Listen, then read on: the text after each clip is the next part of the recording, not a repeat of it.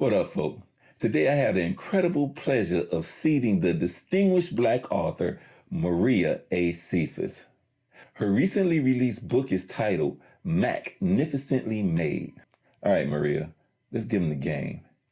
Briefly tell the people what this book is about and what compelled you to write this work. Okay. I'm going to try to be as brief as I can, but this book is multi-layered. At the heart of it, it's the power of paternal reunion. So it's 7 stories about people who didn't meet their biological fathers until they became an adult. This is generational healing. This is healing on a global level. It is heartfelt. It's humorous at times. So far, what I've been told, it's a book that people didn't know they needed. People from all different walks of life are able to relate to this book. So it's not just, again, one layer. There's the journey that I was taken through to write the book, because it wasn't like it was something that I was looking to do. I didn't see this on my radar at all. But yeah, it was a spiritual assignment, and I chose to show up for the assignment, and here we are. Okay.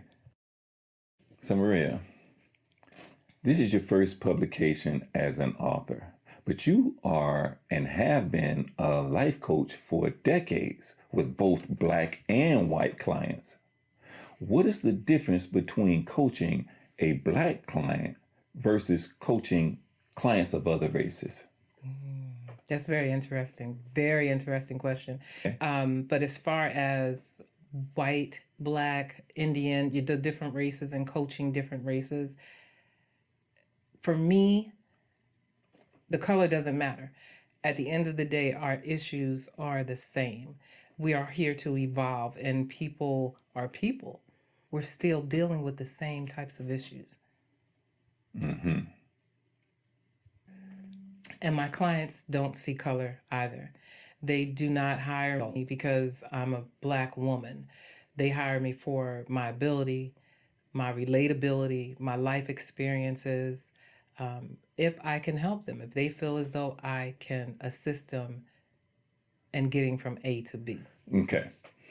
So you don't feel like your Black clients hire you because you're Black, or that you might relate better to their Black issues? You would think that. But even for myself, I'm a coach. Coaches need coaches. Of course, right. So I have a white coach. I have a Black coach. And it's not because I chose the white coach because she was white. No, it's just our connection.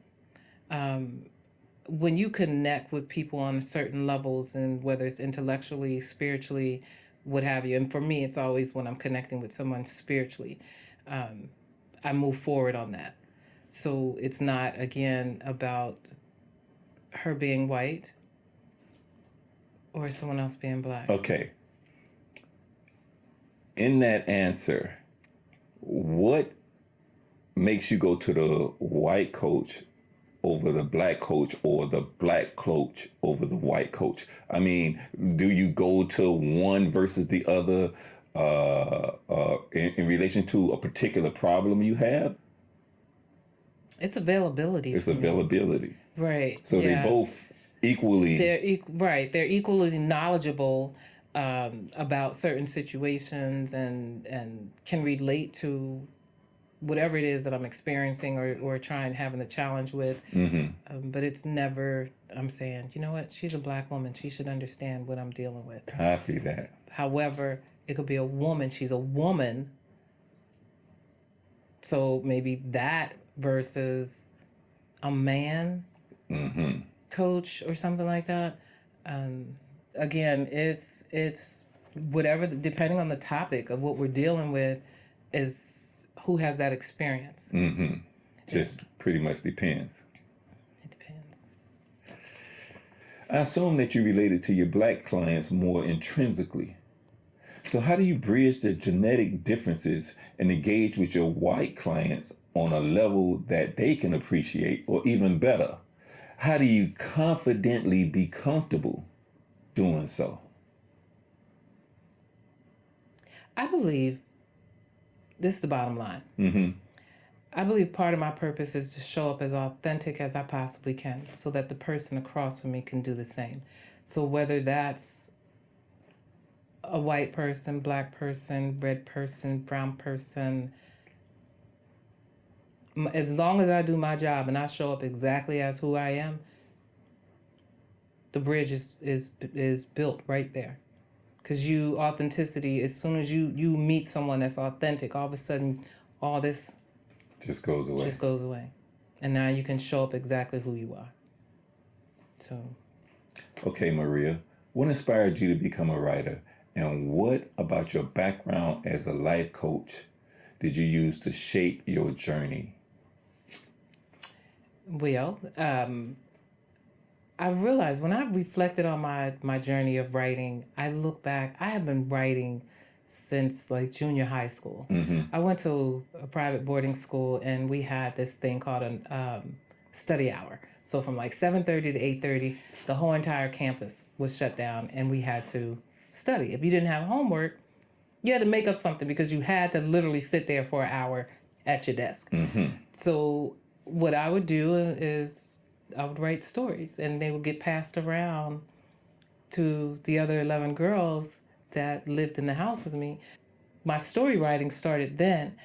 As a life coach, I believe my life coach is a mission. Like this is a ministry. This is a calling on my life. This is who I've always been. People have talked to me from the minute that they put me out on the porch in my stroller. People have stopped to talk to me. This is what I'm supposed to be doing. Okay. What themes do you find yourself repeatedly exploring in your work, and why are they important to you? Good one. Things shift. Mm-hmm. The themes shift sometimes, but right now and for the past 2 years, Mm-hmm. has been know thyself. That has been the core. People that I have been coaching for the past couple of years is authenticity, is knowing themselves, is people pleasing, people trying to get over people pleasing. And I thought it was just the women. Now I'm getting more men that are showing up as the same as well, dealing with people pleasing and not knowing who they truly are because they have been someone else that society told them to be, their parents told them to be, everybody else told them to be, but they never stopped to take the time to figure out who they were, what was important to them, what was their purpose, what is their purpose. So that and then healing comes into to play automatically with that. You know what else is really important? We seek outside validation for so many things. Mm-hmm.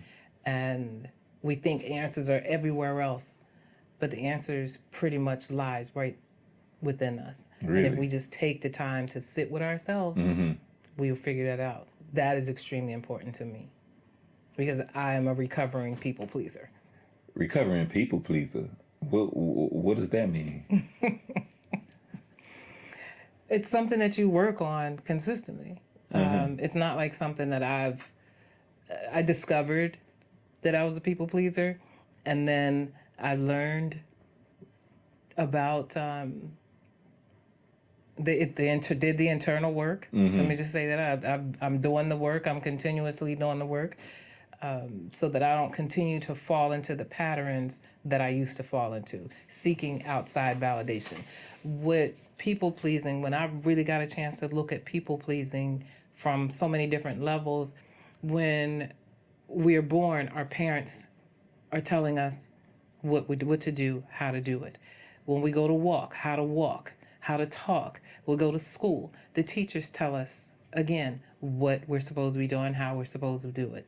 Then we start dating, and that other person, we're seeking validation from that other person. Pick me, pick me, pick me. And then we take that right into adulthood. We take that into our other relationships, marriages and things like that. But once you learn and you go inside and you start doing that work, when you realize you pick yourself, that's where you wake up and be like, wait a minute.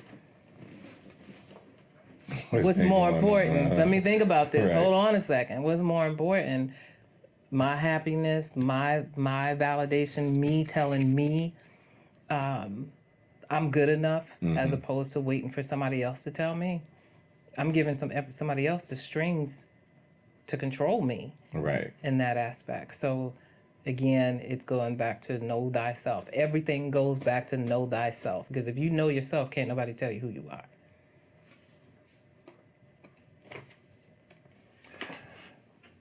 How long did it take you to finish your piece from conception, and how did your writing evolve or improve over that time period? This book took 7 years in the making. 7 years. 7 years. And when you read it, you'll see that there's the theme of 7 is throughout the book. The 7 stories, the 7 years. I mean, it's constantly in there. The writing, the evolving in my writing, it's funny. I thought I had to sit in certain places. Like when I first started writing, I wanted to be by the water because I love the water. I love the flow of the water, and the water was helping me to flow in my writing, or at least that's what I thought. Because I was learning that I needed to go with the flow. I needed to be like as like a palm tree and sway, and then I realized that that was kind of a crutch, and I was wasting time. But I was, of doing that, running back and forth. I was right when I get there, and I felt good being there, but I didn't need it. Again, seeking outside external validation, external things, when everything that I needed was sitting right here. So once, and that also assisted with my writing, because once I got still with everything, it was like my writing, I started writing out of my higher self.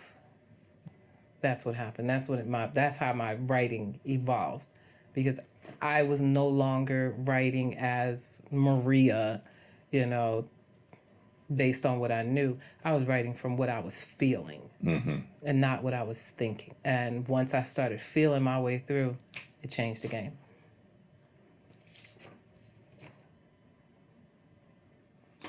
What does representation mean to you in the context of literature, especially for Black readers? Oh, this is a good one.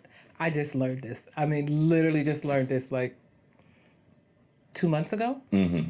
I was in Nashville for work, and I find this Black-owned bookstore, right? I walk into the bookstore, immediately something comes over me. So much so that before I know it, I'm crying uncontrollably. And I didn't understand it. And there's a young lady behind the counter of the bookstore, and she hands me a box of tissues. And I had to sit there. There's a chair right next to the register, and I said, can I sit down? Because I'm bawling and I don't know why. And she was like, I understand. And I was like, really? And I was glad she did, because I had no clue. Once I gathered myself, and her and I started chit-chatting and this, that, and the other, I had to really explore, why did I have such an emotional, why did they have such an emotional impact on me by walking into that bookstore? I've walked into bookstores plenty of time, but when have I walked into an African-American bookstore? I couldn't even think about when I did that. So at any rate, Black representation matters. Like seeing yourself, your stories, our stories matters. What happened was, it was like as if I came home. The store was overwhelmingly spiritual to me. I could feel our ancestors in that bookstore, and the stories. I have no idea, but I'm surrounded by Black stories. And it felt like home. And I think that was the first time I have ever felt anything like that. But it was because our stories are important. Our stories matter. Yes, they are.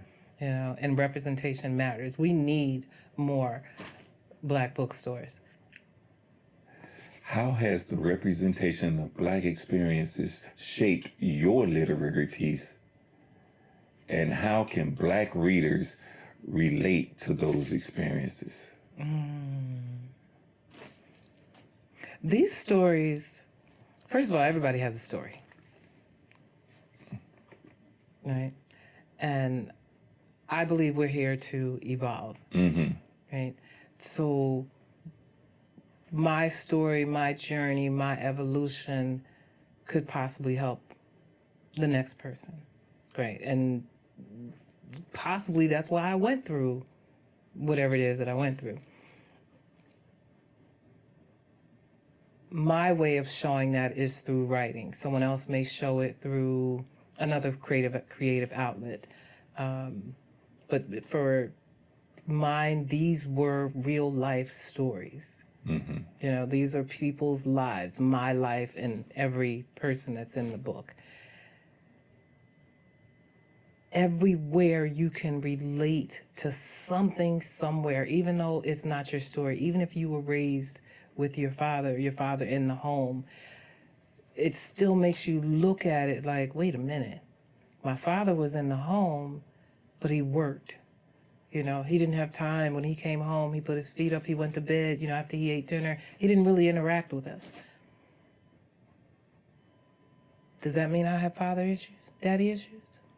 Does that mean that I can look at myself a little differently? Like, what does that mean? Just because you were raised in a two-parent household, am I better than other people? But maybe I'm not. You know, when you're reading these stories, you start putting yourself in these different places and seeing yourself in these different spaces, and you're like, wait a minute, I can relate to that. Oh, I can relate to, oh, my mother said some things about my father too. You know, oh, my mother tried to turn me against my father. Oh, because of some issues that she had with him. You know, my father grew up close to us too when my parents divorced. Oh, I can see that. Okay. Oh, I'm the middle child. Oh, so was so-and-so in the book. Oh, I'm a mixed race child. Oh, so is so-and-so in the book. You know, there's so many different stories going on in that book, and so many these stories are coming from childhood on up to adulthood, and all in between, you're seeing yourself at so many different age levels through these stories. These stories just happen to be about Black people. But just because they're about Black people and they're coming from Black voices, the stories are universal. How do you navigate the balance between addressing specific cultural themes and creating universal relatability in the stories? This is good. This is good because while I was writing, what kept happening to me every time I would turn on the TV. You know, I love TV is my outlet, whether, you know, whatever I'm watching, you know. But what I was noticing, no matter what I turned to, even if I didn't know what the show was about, somewhere in that story, they're going to talk about how I met my father. That topic was everywhere, and it made me nervous. It made me to the point like, oh my gosh, somebody's going to get their story out there before me. I know this is my job to do. Oh my gosh. But I was seeing it universally, and I think it was on purpose that the universe was showing me this to let me know that even though the stories that I was writing about were coming from Black voices, but it was showing me universally that this is going on in every culture. And what really got me was when I was watching this show, I think it was on Netflix, and it was from the Asian community. And it made me sit up and be like, wait a minute, are you mean to tell me? I never would have thought. I just wasn't thinking that broadly. I knew, even though when I was given that seven, remember I said there was seven, the seven theme, and when I learned that it was 7 stories, the book was supposed to be about 7 stories, I was like, oh, 7 different continents. Got it. Because this isn't just a black woman's story. This is, so I was hyped up on that, even though when you read the book, you're going to find out who these people are. But that was my first inclination that this was global, even though I was dealing with local while I was writing. But when at the end of it and at the beginning of it, it's still global, So I think it made me hone in and bring it in so I could, I don't want to use the word control, but that it seemed more manageable by thinking and writing locally.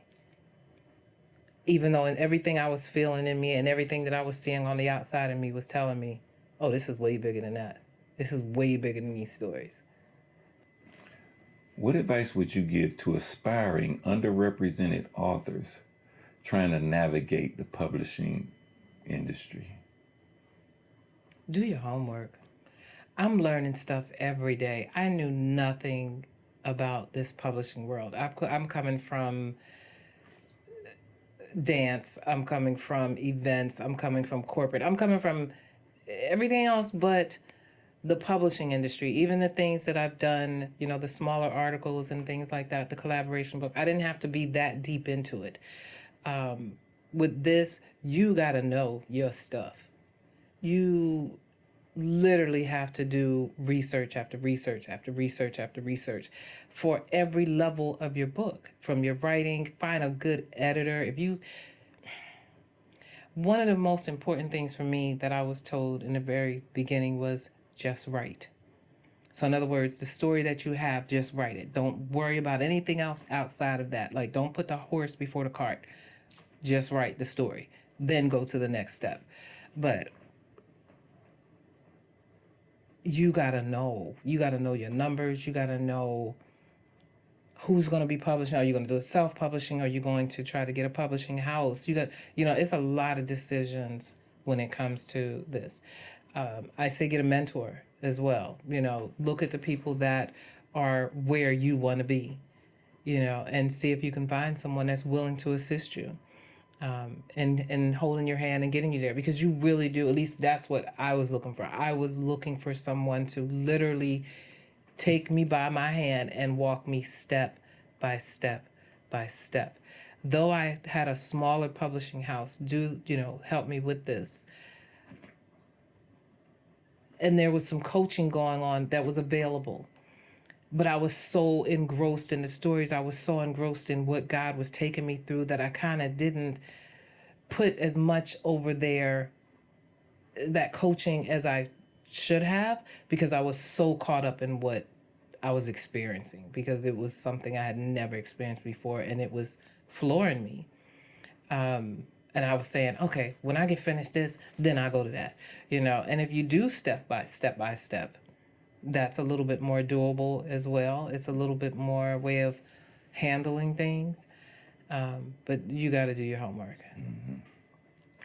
Could you describe your writing process from initial concept to finished manuscript? Ooh. Again, just write. I knew once the topic settled, I knew 2 stories, right? Which is how this all came to be, which is also in the book. But I knew 2 stories. So I knew, just right off the cuff, write those stories. Get those out the way, and then go on to the next step. That was my initial thought. But then I got stuck after those 2 stories, because I was like, who else is supposed to be in there? How do I find these people? So the journey. It was so many ways, so many times I bumped my head through this. But once I surrendered, that's when the real process started. Because the first 3-4 years, I'm bumping my head, thinking about which way I want to go, how I want to do this, how who's gonna be in it. I'm thinking I got this under control. I ain't had nothing under control. I had to accept that I didn't know what I didn't know, you know. And the more I learned, the more I didn't know, you know. And that was challenging. But it was COVID. You know, once COVID came and everybody had to Buckle down, stay in. stay in. They had to go inside, right? Mm-hmm. I went inside too, but I had to go internally inside in order to go through this process and find out what was the next step. Mm-hmm. What was the next step? But one of the, like I said, the first thing you got to do is just write what you currently know. And what you ever hear that when the student is ready, the teacher will appear. That came true for me multiple times. I wasn't ready for it. I was trying to do business part instead of writing. Like I was so busy worried because the businesswoman in me was concerned about other stuff, and that wasn't important. That stuff was going to come. All I needed to do was write. And once I sat down with the co-authors and they gave me their stories, and I stopped thinking, because that was part of the process also, to stop thinking and start feeling. And once I got the information that I needed, I sat with it. And when I felt that it was time to write, not out of angst, not out of anything else, but the feeling, it's time to write. Okay, Maria. How do you handle feedback, or even more precise, how do you handle criticism on your work? That's interesting. The criticism and the feedback, it's funny. It's funny because those words kind of interchange, don't they? Mm-hmm. Depending on your perspective of it. So I'm going to go with the feedback. I like that word. That word is a little bit more comfortable. Mm-hmm. And that came from the editors. This book was spiritually given, and I believe God was very specific with how he wanted this laid out based on the process that he took me through. So learning that and relaying that, conveying that to the publishing house and saying, for instance, I went to go use the word 5011. Now, people in the Black spaces know 5011. We use that. It's a slang. You said that 5011 times, you know. I wrote 5011 because that's how many times one of the co-authors had asked their mother about their father. She had asked her 5011 times about it. You know, they were changing it to 100 times. And I'm like, no, it's 5011. And they're like, no, it's 100. It's not universally, people will not understand that. So once we went back and forth with that, I was like, you know what? I had to choose my battles. That one was one that it was just like, you know what? I know what I wanted it to say, but I got it, you know, so I had to let that go. Also, one of the most important things was when it came down to this cover. Books like anthology books and things, self-help and things like that, most of the times the author is on the front of the book. And that's not what the vision that I was given. The vision that I was given was the father, the water with the ripple effect, you know, because of what happens when this woman, it was even a big thing with her. They're like, who is the white woman? I was about to fight that. And I was like, but she's every woman. So she's not necessarily white. She's not black. She's every woman. Mm-hmm. The child, you know, everything about this cover was strategically done. And it was, like I said, this was based on a vision that God gave me. I had to relay that to the publishing house and say, nope. I had to keep pushing back. Regardless of the feedback they were giving me on that, I had to stick with what he said. Final questions. If you can ask yourself one question that you've always hoped to be asked, what would that question be? it's not what's next, because that's the typical question, right? What's next? What's next? When's the next book? But I wish somebody would say, what does your life? I'm 59 years old. Okay, this is another when most people are about to retire, or putting their feet up. I'm kicking in gear. I'm reinventing myself yet again. What does my life look like, let's say 10 years from now? Will I have been retired? Will I still be writing? What I see for myself is having land for me and my family, and we all got our homes on this land, but also having dual citizenship between here and, say, Portugal, and walking down these cobblestone streets with my little basket, going to get my flowers, my little bottle of wine, and my little bread. I see this lifestyle, this relaxed lifestyle, but still also being able to be of service, because that is my purpose. So I would still have my bed and breakfast, so I'm still being of service to people, inviting them into my home and helping them get from A to Z. So that is a question I would love for somebody to ask me that. What does it look like 10 years from now? Thank you again, Ms. Cephas, for both your time and your candor. The book is Magnificently Made, and it's available on Amazon.com and BarnesandNoble.com. Until the next time, peace.